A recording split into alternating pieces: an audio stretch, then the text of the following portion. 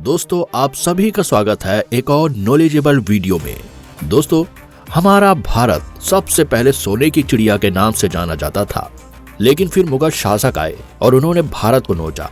लेकिन जैसे तैसे करके उनसे पीछा छूटा तो अंग्रेजों ने आकर हमारे भारत को लूटना शुरू कर दिया। और उसके बाद तो आजादी के लिए कितनी ही लड़ाइयां लड़ी गई, जिसमें भगत सिंह, चंद्रशेखर आजाद जैसे भारत के ना जाने कितने पुत्र शहीद हुए। लेकिन ऐसा नहीं है कि भारत की महिलाओं ने इस विषय में कुछ नहीं किया, बल्कि भारत की कुछ हिंदू रानियों ने तो अपने अपने राज्य में इतना ज्यादा दबदबा बनाकर रखा था कि अंग्रेज और मुगल शासक दोनों ही उनसे थर थर कांपा करते थे। तो आज की इस वीडियो में हम आपको भारत की 5 ऐसी ही हिंदू रानियों के बारे में बताने वाले हैं जिनसे मुगल और अंग्रेज दोनों ही डरते थे। तो अगर आप भी उन रानियों के बारे में जानना चाहते हैं तो बने रहिए हमारे साथ आज वीडियो के अंत तक। और हाँ, वीडियो में आगे बढ़ने से पहले वीडियो को एक लाइक तो बनता है। नंबर 5, रानी दुर्गावती। दोस्तों तो चलिए आज की वीडियो की शुरुआत हम रानी दुर्गावती के साथ करते हैं। आपको बता दें कि रानी दुर्गावती भारतीय इतिहास की महिला शूरवीरों में से एक थी, जो गोंडा राजवंश की रानी थी। इनका जन्म साल 1524 में हुआ था और इन्होंने अपने पति राजा दलपत शाह की मृत्यु के बाद उनके राज्य यानी गोंडवाना के सिंहासन पर कब्जा कर लिया था। रानी दुर्गावती गोंड राजवंश की सबसे ज्यादा बहादुर रानी थी।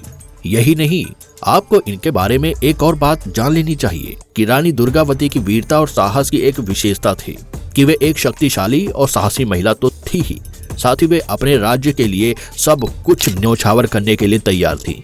और यही कारण है कि उन्होंने अपने समय में आदर्श महिला नेतृत्व का सबसे शानदार उदाहरण प्रस्तुत किया था।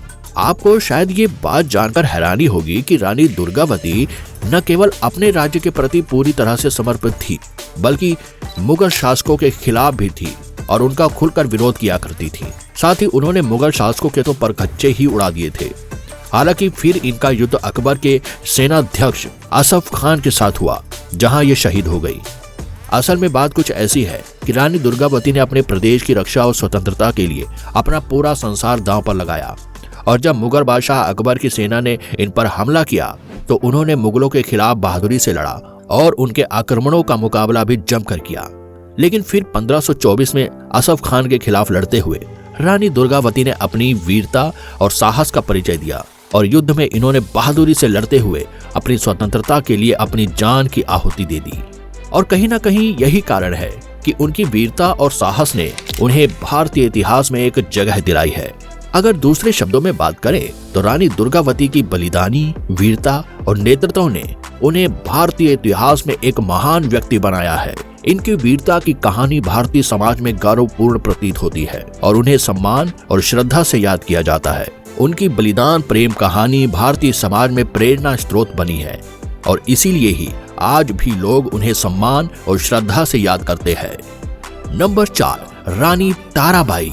चलिए तो अब बात करते हैं रानी ताराबाई के बारे में, जिन्होंने भारतीय इतिहास में एक महत्वपूर्ण भूमिका निभाई है और इनकी वीरता, साहस और संघर्ष के लिए इन्हें एक सशक्त महिला के रूप में याद किया जाता है। वैसे तो इन्हें सभी जानते होंगे, पर जिन्हें नहीं पता उन्हें बता दें कि ये मराठा साम्राज्य की रानी थी और 18वीं शताब्दी में अंग्रेजों के अलावा अगर किसी का समय था तो वो केवल इन्हीं का था।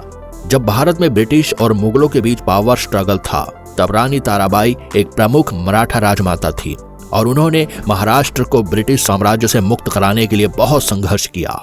आपको जानकारी दे दें कि रानी ताराबाई का जन्म 1675 में हुआ था और इनका बचपन वीर शिवाजी के विचारों और सिद्धांतों से परिपूर्ण हुआ था। इनका परिवार पुणे से था, जो मराठा साम्राज्य के डिवाइडेड इंपीरियल सिस्टम के विरोध में था। ताराबाई का विवाह छत्रपति शिवाजी के छोटे पुत्र राजा राम प्रथम के साथ हुआ था। उनका विवाह राजा राम के साथ 1699 में हुआ था, लेकिन राजा राम प्रथम 1700 में ही अपने जीवन से मुक्त हो गए थे और उनकी मृत्यु हो जाने के बाद ताराबाई मराठा साम्राज्य की संरक्षिका बनी और इस तरह से ताराबाई का जीवन उनकी पति की मृत्यु के बाद बदल गया। वह अपनी सामर्थ्य को दिखाते हुए महाराष्ट्र की रानी बनकर सत्ता में आई और उन्होंने अपनी सेना को बढ़ावा दिया। इतना ही नहीं, बल्कि खुद को मुगलों और ब्रिटिश के खिलाफ युद्ध करने के लिए तैयार किया। ताराबाई ने 1817 में ब्रिटिश सेना के खिलाफ लड़ाई लड़ी, जिसमें उन्होंने अपने सामर्थ्य और दृढ़ संकल्प का परिचय दिया। इसके बाद वे नागपुर, जवालीपुर और यवतमाल के साथ साथ कई जगहों पर अपनी वीरता और योद्धा स्वभाव के लिए जानी जाती थी। उन्होंने अपनी योद्धा सेना और ब्रिटिश आर्मी के बीच एक समझौता करने की कोशिश की, लेकिन ब्रिटिश गवर्नमेंट ने इसे अस्वीकार किया और इन्हें अपनी पकड़ में लेने का आदेश दिया, जिसके बाद सारी ब्रिटिश आर्मी ताराबाई के पीछे लग गई। हालांकि उन्होंने बचने का बहुत संघर्ष किया, लेकिन उन्हें ब्रिटिश गवर्नमेंट ने हरा दिया। ताराबाई के संघर्ष को भारतीय इतिहास में महिलाओं की भूमिका को मजबूती और साहस के साथ दर्शाया है। इनकी वीरता और संघर्ष ने उन्हें भारतीय इतिहास में एक महान व्यक्ति के रूप में यादगार बना दिया है। इनका योगदान भारतीय स्वतंत्रता संग्राम में बहुत महत्वपूर्ण था और उन्हें उनकी वीरता के लिए आज भी सम्मानित किया जाता है। रानी ताराबाई की वीरता, संघर्ष और समर्पण ने उन्हें एक इंस्पिरेशन बना दिया है, जो न केवल महाराष्ट्रियों के लिए बल्कि पूरे भारतीय समाज के लिए पूजनीय है।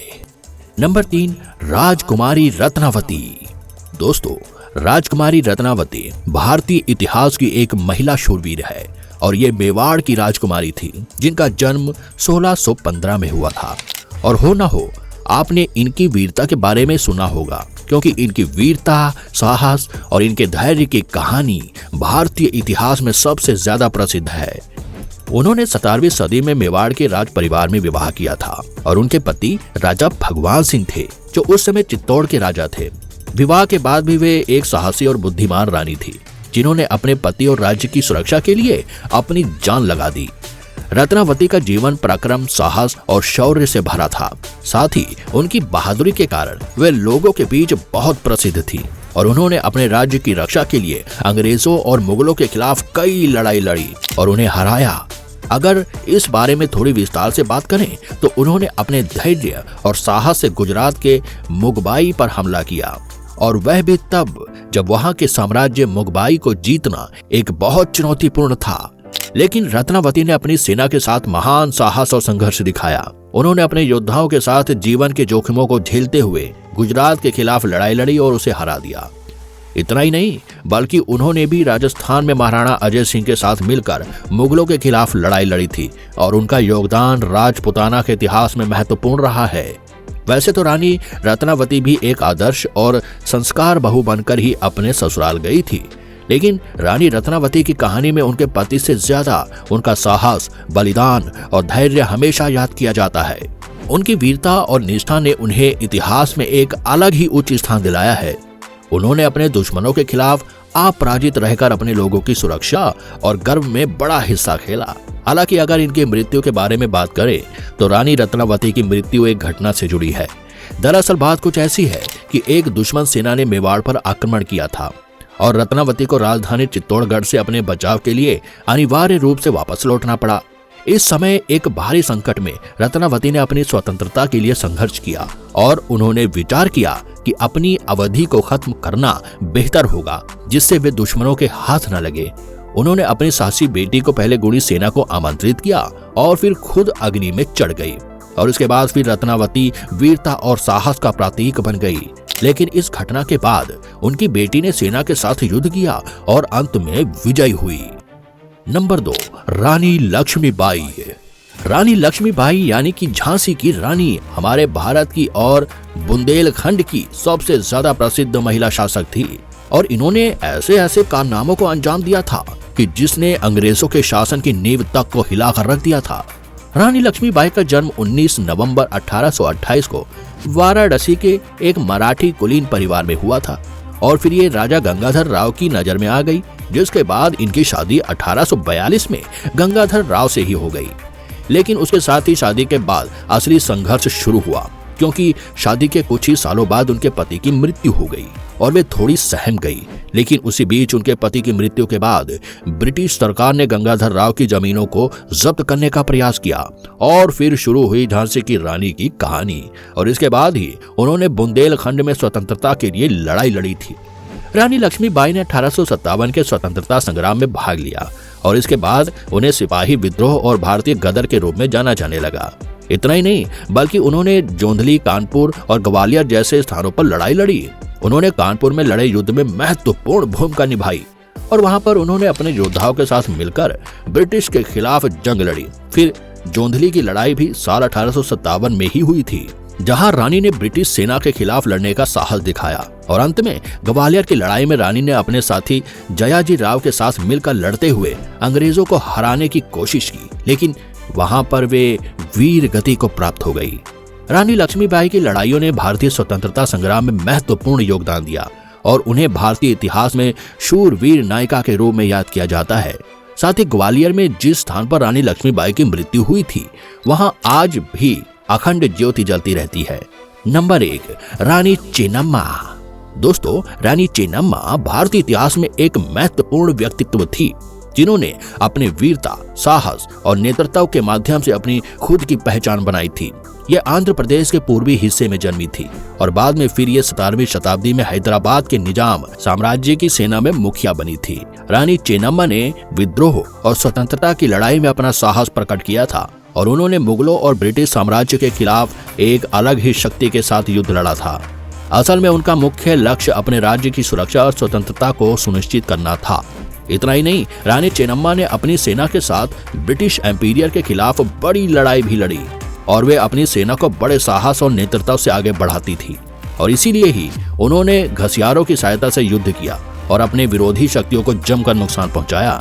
रानी चेन्नम्मा ने अपने जीवन के दौरान कई महत्वपूर्ण कदम उठाए और उन्होंने विशेष रूप से अपने राज्य के गरीब और असहाय लोगों की मदद के लिए कार्य किया।